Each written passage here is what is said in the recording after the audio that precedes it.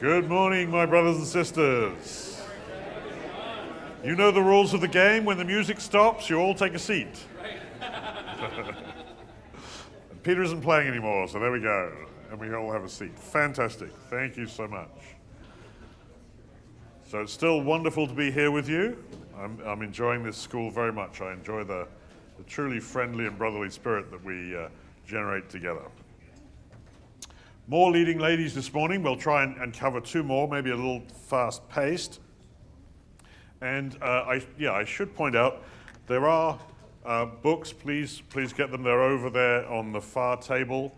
I'm far more interested in anyone who wants a book having a book than necessarily recuperating any of the costs. So if you have the need but not the dollars, just take the book, either for you or for a friend. That would be wonderful. And since a couple of you, well, actually more than a couple of you asked, drew the attention of some, just to point out the nature of the cover. That's just a friend of mine who agreed to pose for the cover. But there was a curious little story to it. Is that her name? Her name is Elisa, and she simplifies it to Isa. That's the name she goes by. And I didn't know, and I know that Peter knew, but I didn't know. It's not pronounced the same. But when trying to find someone to represent a generic woman of that particular ethnicity, that happens to be the very Hebrew word that is used. It's pronounced differently, but that was quite a sort of a pleasant surprise. I'm not the one who kind of looks for signs and symbols this way, but I can't deny it was rather fun or rather interesting to find that out. So I was grateful to her for posing like that. She didn't enjoy it at all. She wanted to smile, and I kept telling her, you can't smile. You have to look powerful and aloof. And also take your sunglasses off. You're supposed to be from an era long before there. And of course, to get the lighting right, I didn't realize it's just tough. It must be tough just to be photographed that way, because get the lighting right, she's got to have the sun full in her eyes. And she was just saying, I'm hating every minute of this. Like, open your eyes, open your eyes.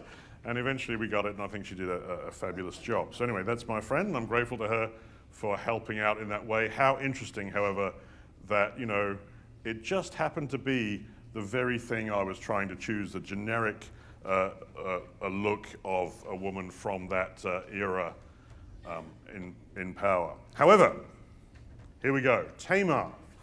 Tamar is her story, and it's a terrible story in a way, is listed in Genesis 38. You can have Genesis 38 open in front of you or not as you choose. I'm simply going to talk through the story rapidly because it's a sorry one. She marries Judah's eldest son, whose name is Judah has 3 sons.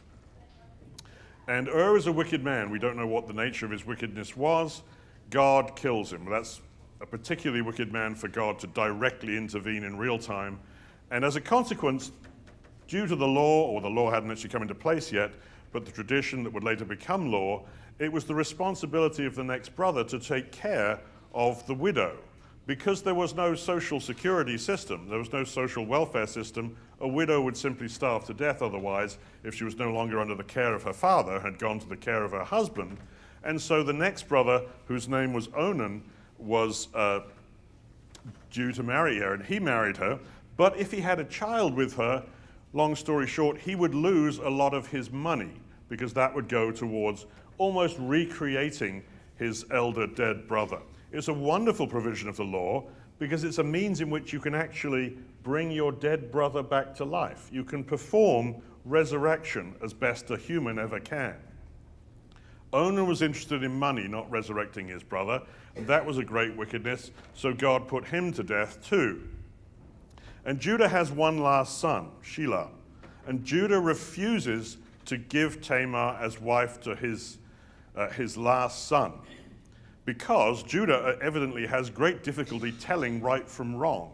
He has 2 incredibly evil sons and a godly daughter-in-law, and not only does he not recognize any evil in his sons, he thinks the godly daughter-in-law is the problem, and he suspects that she has something to do with the death of his 2 sons. So he deliberately will not give her the 3rd and final son. He won't provide a husband for the widow, which means Tamar has no source of income or support. She is dismissed, in fact, from Judah's house, sent back to her own father's house. Now, fairly obviously, with her father being a generation older, he's going to die before she does, and at that point, she has nothing at all, and she's simply left to starve. Many years go by, and she waits and waits and waits for Judah to do the honorable thing and provide for her the husband that she'll need to stay alive, and he simply won't. He lies to her that the last son is too young. Obviously, many years later, he wouldn't be. He has no intention, he never had any intention of giving the widow any provision. She is simply left, and she stands, therefore, she's the precedental widow in Scripture, and so she stands as a sort of a leading example, a template example. Man does not care for widows. Humans let the widows starve to death, and it's left to God, and therefore to be a widow is a crisis situation. And I think that's partly why God identifies himself with widows. A father to the fatherless, he identifies with orphans. A defender of widows is God in his holy dwelling. In fact, Paul will take a very intelligent argument that we don't have time for to say, in actual fact, God is not only the God of widows, he is the God solely of widows. And unless you're a widow, God is not your God. That's a strange thing to say, but Paul is actually alluding to the idea that you're born married to materialism. And unless you put that husband to death and become a widow to that, you cannot be identified as one of God's. It's part of God's character, therefore, to defend those who are downtrodden. Again, as we saw the same lesson from Hagar, it's easy to say, hey, we're actually Team Israel. That's how we know we're God's people. But there's a deeper truth than that. God identifies with the downtrodden, the orphans, the immigrants, and the widows. When you are harvesting your field, he says in his law, and you overlook a sheaf, don't go back to get it. Leave it for the immigrant. Leave it for the orphan. Leave it for the widow. In fact, there's even stronger words than this from the prophet Jeremiah, and he says it in the negative. If you do not oppress the alien, the fatherless, or the widow, then I will let you live in this place, in the land I gave your forefathers forever and ever. What land is that? That's the land of Israel. What land do we hope to see in the kingdom age? This actually is a prerequisite of the kingdom. That's what he's saying. If you do not oppress the immigrant, the fatherless, or the widow. Let's say it the other way around. If you do oppress the immigrant, the orphan, or the widow, then I will not let you live in the land of your forefathers forever. Living in the land of your forefathers forever is the definition of the kingdom age and being part of it. I won't let you be part of the kingdom, says God, if you oppress these categories of people. Very clearly written in the prophecy of Jeremiah. But that's the tragic situation in which Tamar finds herself. And she's been left now for years and years to live in her father's house. Her father's much older. He's going to pass away, which means Tamar's going to have no income at all and no means of survival. And eventually she's driven to a desperate plan. And her desperate plan is simply to ensnare Judah and then make him provide for her. So Tamar put off her widow's garments, put on a veil, wrapped herself up, and sat down at the entrance to Enaim, which is on the road to Timnah. And as Judah goes down that road to Timnah, he sees her, misunderstands her to be a prostitute, and the story goes on from there. But let's just stop and notice. She chooses a place to meet him. She chooses a place to intercept him. And it's a place where there aren't usually any prostitutes. We find that out later in the story. So she chooses a place which is unusual. So why then would she choose this place? Enaim means twin wells. And what I find is that Tamar is a very thoughtful person. And she has no power, she has no agency. The only thing she can do to attract or to manipulate Judah is to send him some powerful messages in the action she performs. What do we know about a well? What we know about wells is that characteristically and in the family history, in the history of the patriarchs, that's where they meet their wives. That just happens to be historically true. Isaac met his wife, Rebekah, vicariously, at a well, and Jacob met the wife that he loved, Rachel at least, at a well. That's where they met their wives. And Tamar, who has been married twice, twin wells, has come back to the well again. I wonder whether she's sending Judah the clever message to say, look, you've given me 2 husbands, both of which were godless. I have to come back to the well a 3rd time. When are you going to provide for me again? Here I am at the well where your father and your grandfather met their spouses. Here am I, unmarried again, widowed again. I've been here twice before. I've been in the marriage situation twice before to your sons, who were so godless that God killed them. Here am I a 3rd time. I wonder if that's a subtle message. I might be reading too much into the script. You decide. But I wonder if that's the subtle message that she's sending. She's certainly had many years to plan what it is she needs to do just to stay alive, just to keep her own life going. And if that doesn't seem fully convincing evidence, have a look at some more, though, and we'll see just how thoughtful Tamar has been in her plans. When Judah saw her, he thought she was a prostitute because she'd covered her face with a veil. And Tamar says, well, what will you give me for the sexual congress you intend? And Judah says, I will send a young goat from the flock. So Tamar has deceived Judah with the veil that covers her identity, and also the bargain between them, the price between them, is a goat. Tamar deceives Judah with a goat and a garment. Does that ring any bells? Because it certainly should. Judah deceived his father, Jacob, with a goat and a garment. Remember? He's trying to lie to his father that Joseph is dead. He knows full well that Joseph isn't dead, but for his own purposes, he needs to lie to Jacob that he is. So he takes Joseph's famous coat of many colors or whatever, and he rips it up a bit, and he dips it in the blood of a young goat. And then he shows it to his father and says, look, don't you see your son is dead? And it's a deception. It's a deliberate lie. Not only that, but I'll try and stop myself going off on a familiar rant, but chapter breaks are a hazard in the scripture. And the chapter breaks were not created by God. If you're reading the Bible this year in any fashion, just run over the chapter breaks. Will you, just for a few verses? You'll find some very great treasures. These are the verses directly precedent to Tamar's story. It was an Englishman, in fact, wouldn't you know it, arrogantly put a chapter break in there.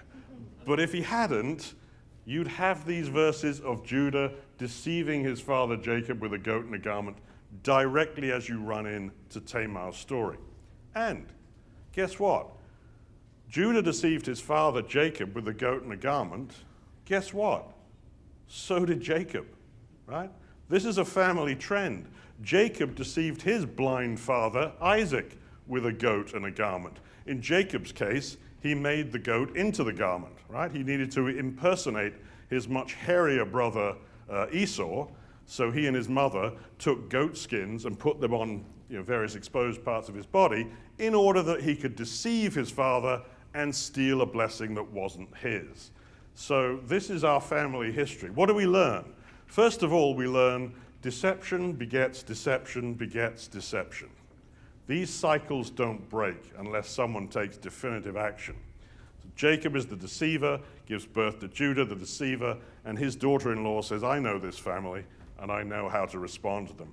Tamar deceives Judah, the deceiver, son of Jacob, the deceiver. Guess what? She does it with the same tools, the goat and the garment. Coincidence? I don't think so this time. By now we can see this is a very thoughtful, intelligent lady who is absolutely socially constricted, has no power at all, has no position in society even to get a loaf of bread, and she needs to get herself into a position where she can stay alive. The conversation continues. They've bargained for a young goat, but of course Judah's slapped his pockets and said, well, don't have any goats on me right now. What can I give you as a down payment? And Tamar says, well then, give me your signet, your cord, and the staff that is in your hand. Now what is that? The signet, of course, is the ring. It's the means by which he signs himself. It's his identity. To us, it's how do you identify yourself? You use a driver's license. Perhaps you use a passport. So this is his driver's license. And the staff that is in his hand, the staff is a sign of authority. So what authority do we have today? Authority is mainly money these days. She's basically taken his driver's license and credit cards, okay? She's taken his legal identity and the sign of his authority. That's what she's taken as a down payment for what Judah wants. That's interesting, isn't it? Because Judah has refused to let Tamar become a wife. He's deprived her of any authoritative position in society. He's deprived her of any legal identity. That's why she's left as this widow to starve. So what Tamar has taken, Tamar takes from Judah what Judah has already taken from her. This isn't a coincidence. You can see how well she's planned and had to resort to this desperate tactic just in order to stay alive. This is a very thoughtful woman. And it's very easy to miss these simple things because the text flows by so fast, if that's the way we read it. Well, biological inevitability, one might say. Tamar becomes pregnant from Judah's sin. What's the consequence? As far as Judah wants, death sentence. Immediately. Bring her out, says Judah, and have her burned to death. The sons of Jacob don't exactly come through as glowing characters in their early parts. This, of course, is illegal and immoral. Whilst the Levitical law hasn't yet been developed, when it is developed and it reveals the character of God that already is, you don't burn someone to death ever in God's law. The bodies of criminals that have already been executed can be burned as a sign of a disrespect to them, that they won't be interred, but you don't burn someone to death. God finds this disgusting, as we'll see in later classes. Also, Judah doesn't want any evidence being shown. He has no interest in having a trial or hearing from witnesses. No evidence, no trial, immediate sentence, immediate death sentence, immediate illegal, immoral death sentence. It's not his finest hour. And so Tamar has to strike. Now, with her life quite literally on the line, she has to unmask the deceiver. And she brings forward the driver's license and credit cards, if you will, that Judah has surrendered to her. Please determine, she says, whose these are. This signet, this cord, this staff.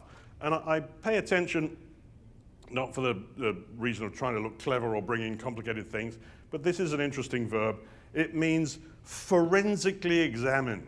Not just glance at this. Don't just glance at this, because her life's on the line. Look at these really carefully. Whose are they? Does anyone recognize them? Please determine. She needs that determining to stay alive. It's the true evidence that it's Judah who's been immoral here. The true evidence of Judah's immorality. And what's ironic, and I think non-coincidental, and this is something God has given us from the way that he's prepared this scripture, it's the same verb, and an unusual one, that Judah's used in those preceding verses. He gives the coat of many colors, ripped and bloodied, to his father and says, examine this, look at it carefully, and see whether or not it's Joseph's robe. And as Judah speaks these words, he knows he's lying. And that's the verb that he uses. Examine this, because I have deceived you so carefully, your examination won't unmask my deception.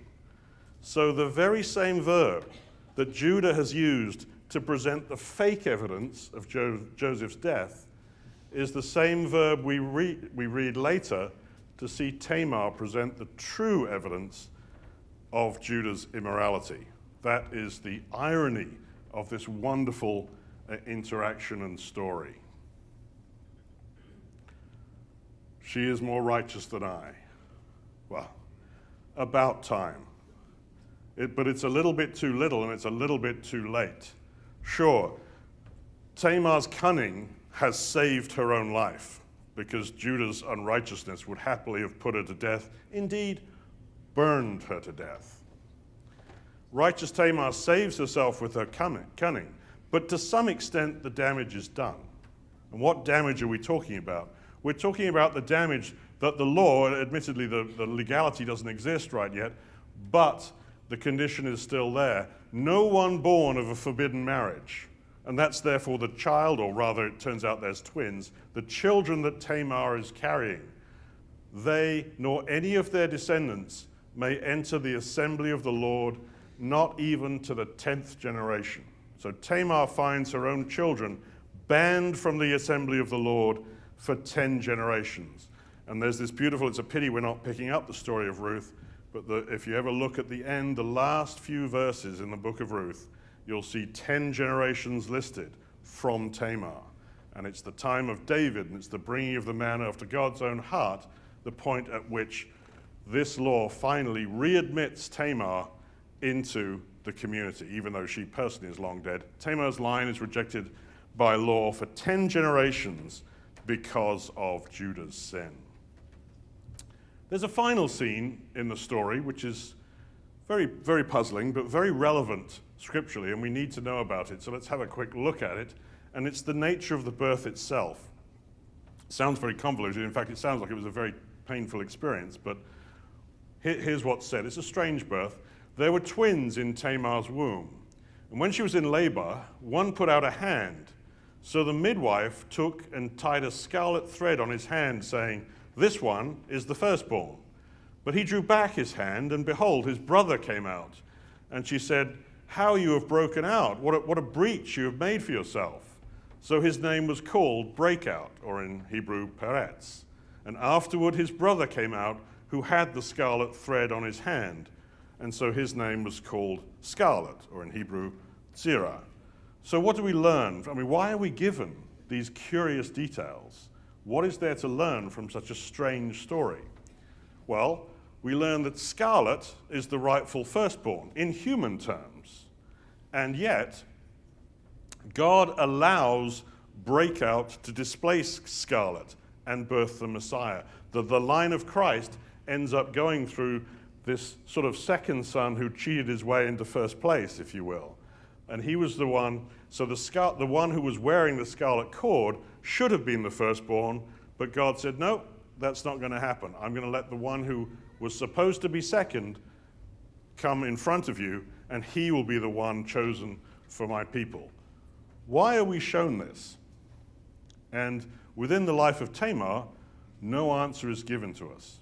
But that's one of the beautiful powers of Scripture, the idea that each story doesn't stand alone. You can look at a woman's story alone, but actually there's this wonderful connectivity to something going on later. Just as the story of Ruth will talk about Tamar's redemption, so it is the story of Rahab that will explain to us why we're shown these details.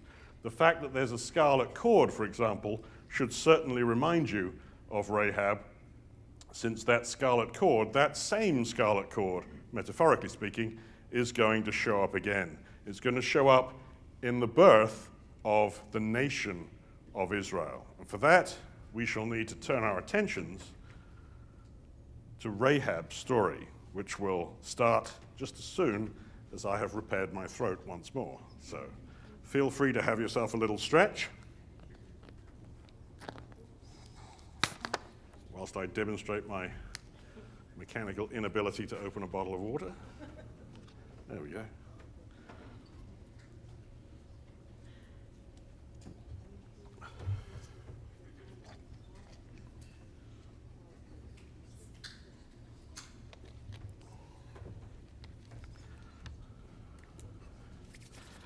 There we are. Wonderful. Salvation in scarlet, therefore, the time of Rahab. When is the time of Rahab? We don't need history for history's sake, but it has a spiritual impact. Joshua chapter 2 is the story that focuses most on Rahab. Israel are a wandering, homeless people. They've left the slavery in Egypt, as you understand, and they're now coming to the end of their wilderness wandering, and they're looking with hope to come into the land of promise. It's got to be a nerve-wracking time for the Israelite army because they've been here once before. Their parents have been here. 40 years ago, they were about to enter the land of promise, and they failed. They failed in faith, they angered God, they were turned away, and those who were 21 years and younger have watched all their elders, bar Joshua and Caleb, wander round and round in the wilderness until they dropped dead. And here they are again, standing possibly in the same physical hilltops, on the same pieces of land, saying, we were here 40 years ago, and we messed it up.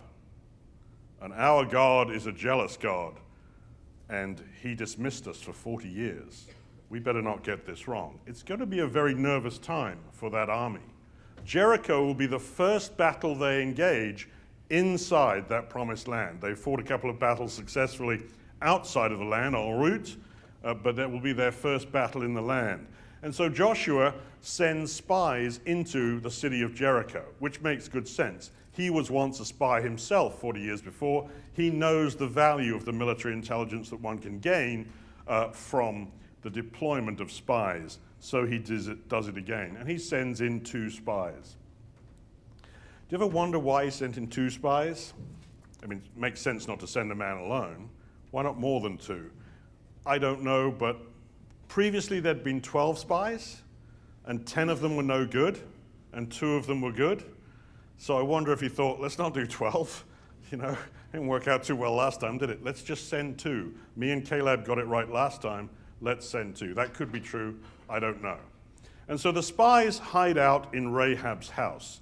Rahab is a prostitute. Now, this is an intelligently chosen location for a couple of reasons. First of all, Rahab's house, this is not in the appropriate area. This is in Northern Europe. But it's one of those houses which is built on the city walls. The walls can be 20 to 40 feet thick, and so it's easy to have houses built on them, which means you have a means of escape. So you're going to need a rope of some sort, otherwise you're going to have a bad day. But you can actually break out of the city if need be. You might think, well, that's a pretty immoral and reprobate place for the Israelite brothers to go, to a brothel. But there is no tourism, okay? You're going to look very suspicious unless the only foreigners in a city are going to be traders. And if you're not trading anything, you're not coming in with barrel loads of wheat, what are you doing there? So it gives them a good cover for why they might actually be in a foreign city, whether our sensibilities like it or not. So they hide out in Rahab the harlot's house. Unfortunately, the ruse doesn't work, and the king is suspicious, and so he finds out that they're there, and he questions Rahab. And right away, Rahab decides to hide the spies. She doesn't have a long time to think about this, and she deceives the king. And in that, we see one thing immediately. Rahab has chosen her allegiance. She's chosen Israel's God. That's not going to be the easy choice locally for her, but she's quite clear. I'm going to hide these spies and lie to my own king. Tell them the lie that they've already gone, which they haven't, and come what may, I stand or fall with Israel's God. That's the type of woman we're dealing with. For we have heard, Rahab explains to the spies, what you did to the 2 kings of the Amorites beyond the Jordan, Sihon and Og, whom you devoted to destruction. As soon as we heard it, our hearts melted. There was no spirit left in any man because of you. For the Lord your God, he is God in the heavens above and on the earth beneath. He is God in the heavens above and on the earth beneath. Make a list of every Bible character who said that. It's a short list. And Rahab the foreigner is on this list. It's a remarkable statement of her understanding of the power of God. More importantly, from Joshua's point of view, this is tremendously valuable military intelligence. This is what spies are for. What a great piece of information. We've found out, Joshua, commander of the armed forces, they're already terrified of us. What a huge morale boost for the Israelite army. You're going to attack an army that are already terrified of you, every man of them, provided the information is true, and it is. So Rahab helps Israel immensely to be born into the land. In fact, let's look a little bit more at Rahab's character She actually requests mercy, of course, to be spared from the destruction. And she requests mercy, or hesed, the Hebrew word, from those for whom she has shown mercy. Now then, please swear to me by the Lord that as I have dealt mercifully with you, you will also deal mercifully with my father's house, and give me a sure sign you will save alive my father, my mother, my brothers and sisters, all who belong to them, and deliver our lives from death. The people that she wants saved, do you notice the person she doesn't mention? Yeah, I think I heard it whispered. Whisper it louder. Yes, I heard it from there. She mentions her whole family, but not herself. Her principal care is for her father, her mother, her brothers, her sisters, and all who belong to them. Now, in fairness, at the end, she just says, deliver our lives. So she includes herself just by grammatical implication at the end. Yeah? But she won't even specify her own name. So this is not just a powerful, courageous woman, but a humble one. And humble and courageous don't always go together, because people who are courageous are generally bold and successful and then become arrogant. But this is the perfect blend of someone who is humble, focused on people outside of herself, and yet has the courage to stand up to her own king, tell him a flat lie because she's chosen an allegiance with the God of Israel. But there's a problem. And the problem is this: Rahab belongs under the death sentence. Look, God has said, I want everyone destroyed. In the cities of the peoples that the Lord your God is giving you for inheritance, you shall save alive nothing that breathes. You shall devote them to complete destruction, as the Lord your God has commanded. A rare case of a threefold word here. These underlined words in English is a terrible dilution of what God really said. It's just this word haram, meaning to destroy. This is one of those cases where God actually thumps the podium and says, destroy, destroy, destroy, which they'll understand as an imperative of utter destruction. And of course, in our rather decorous floral language, you shall devote them to complete destruction. How nice. It's a BBC News report all over again. But that's not actually what he said. He thumped out destroy, destroy, destroy. All of them. Everything that breathes. So no one is to be spared. Not even Rahab. And you might say, well, God probably doesn't mean everyone. Oh, he does mean everyone. He didn't even spare his own people. Because Achan, of course, one of their own, stole some of the things that were devoted for destruction. And he therefore became one of the things to be destroyed. Haram is merely the noun of haram. Haram is the verb to destroy. Haram, the things to be destroyed. God is angry. Israel has sinned, God says. They've transgressed my covenant I commanded. They've taken some of the haram, the devoted things. They stole and lied and put them among their own belongings. Therefore, the people of Israel themselves have become haram.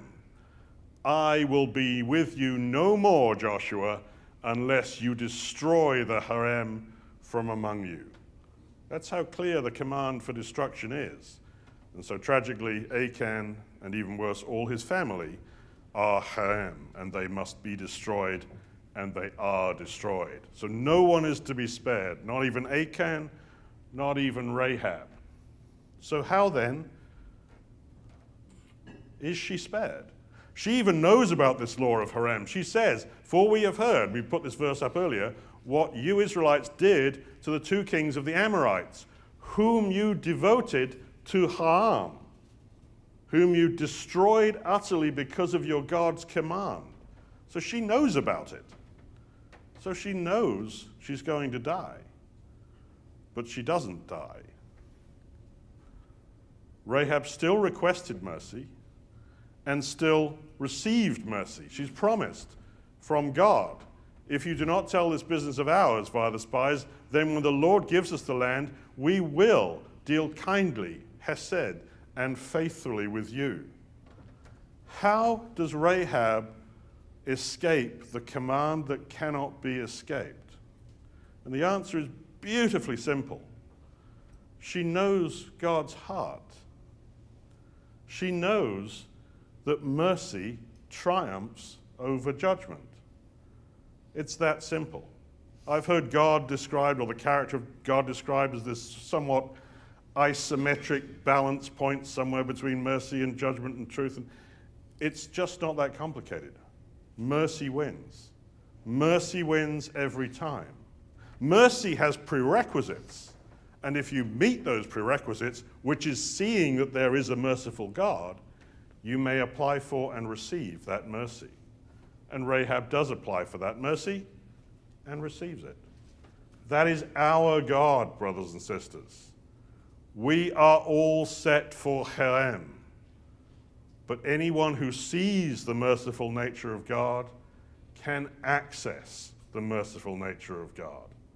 And that's what Rahab knew, even though she'd grown up in Canaanite Jericho, which is quite remarkable.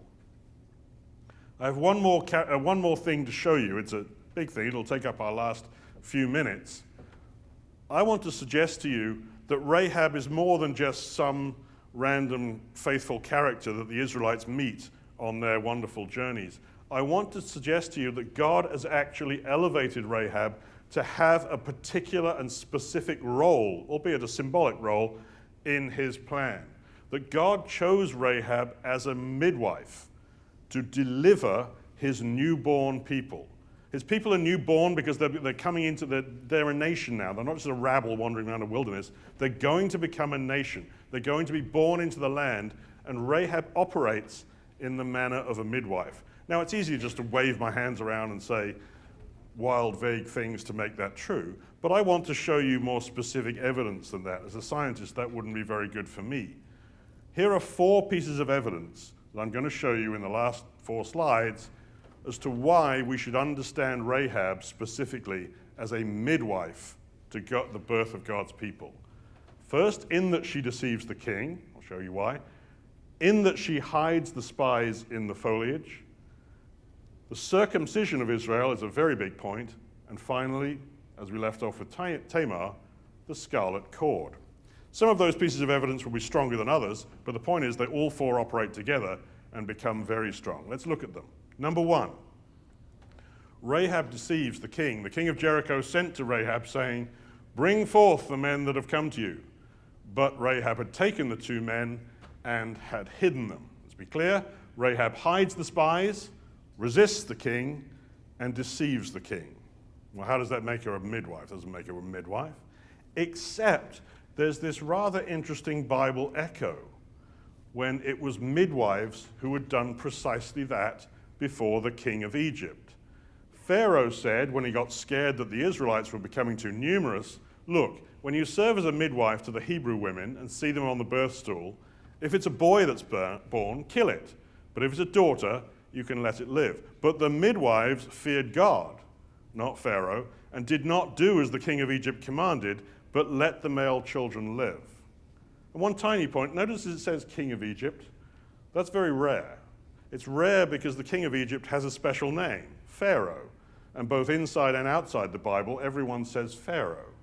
But if you say king of Egypt, it's a nice little match with king of Jericho. It just helps you put the 2 passages together, and maybe that's why that says that. Either way, the midwives are the ones who hide the babies, resist the king, and deceive the king. So this is not a strong piece of evidence, but we can clearly see Rahab is in the same role years later than the Hebrew midwives were years earlier. Not only is Rahab in the midwife role, but the spies are in the role of the helpless babies who need the leading lady to save them. I don't say this to demean the spies at all. I'm just saying that's the role that they're given within the stories that appear. That's piece of evidence number 1. Is that enough to convince you? That's not enough to convince me. But then I find this. Hidden in the foliage.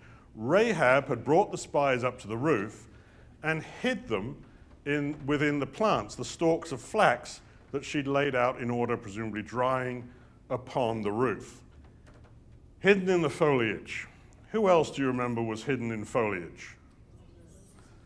it's the only one I can think of. When Jochebed, Moses' mother, could hide Moses no longer, she got a papyrus basket for him and placed it among the reeds on the bank of the river.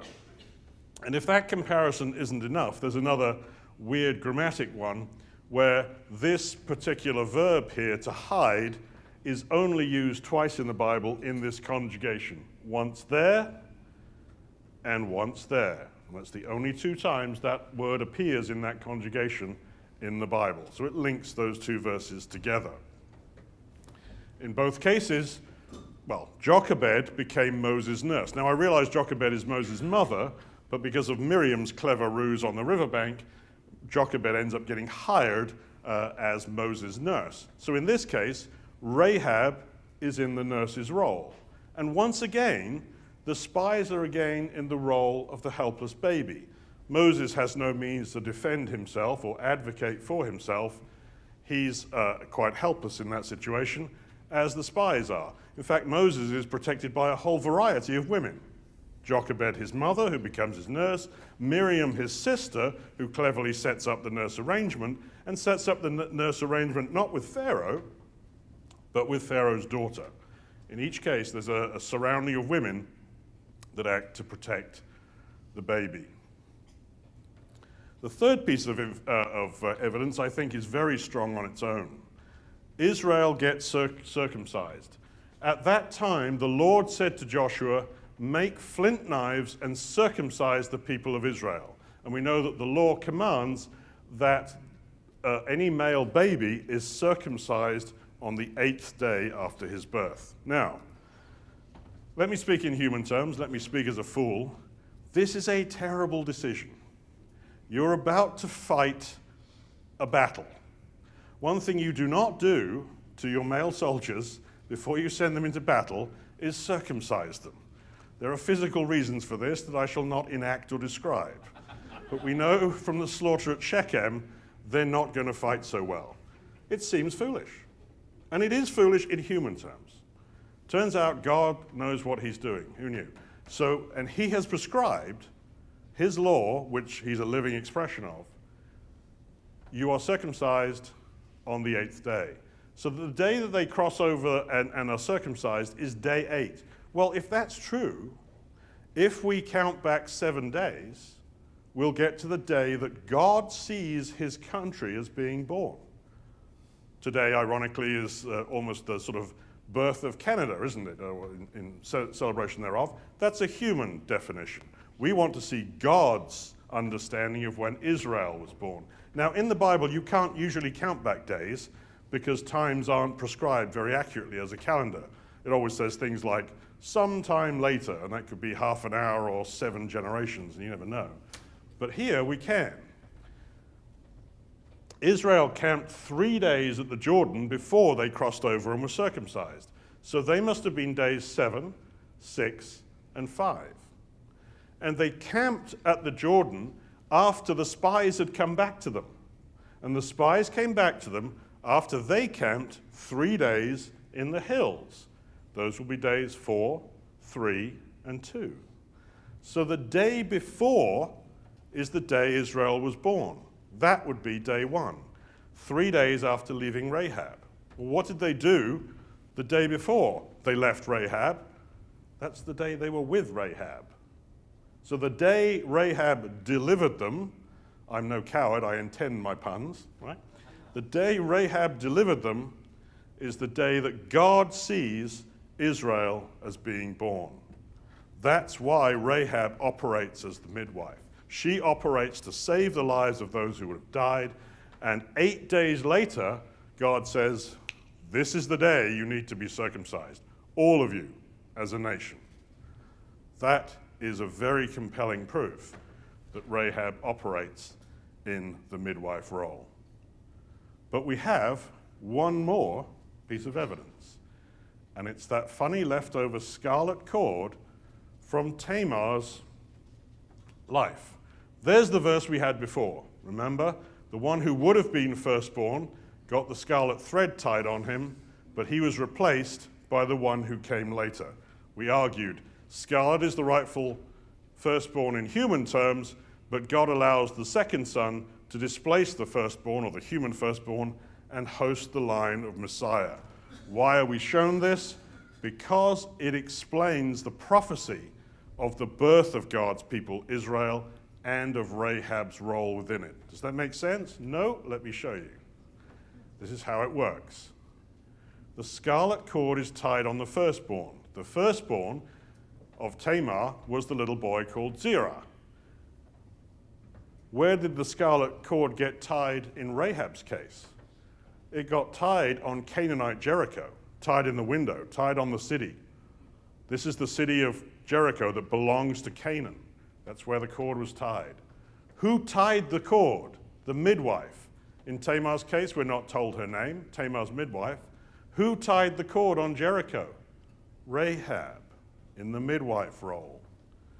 The second son was displaced the first one, so Perez replaced Zerah as the line of Messiah.